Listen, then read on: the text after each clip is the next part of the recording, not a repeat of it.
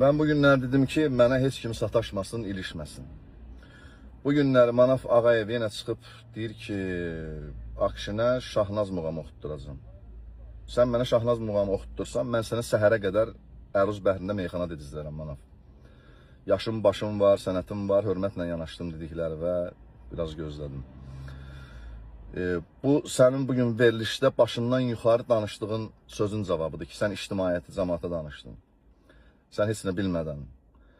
Və qaldı ki, mənlə Manafın işi olmağına işi olacaq.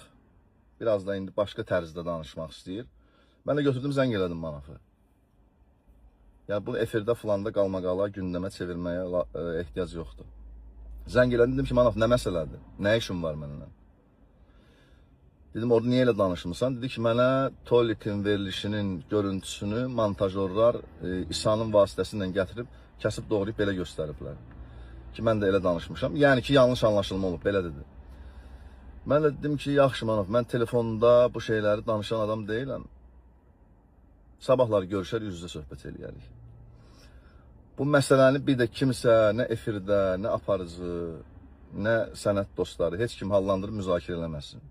Mən sabahlar Manafla kişi-kişiyə oturub yüz-yüzə söhbət eləyəcəyik. Kiminsə video montajına, kiminsə tırkasına, kiminsə gündəm tutmağına getmək lazım deyildi.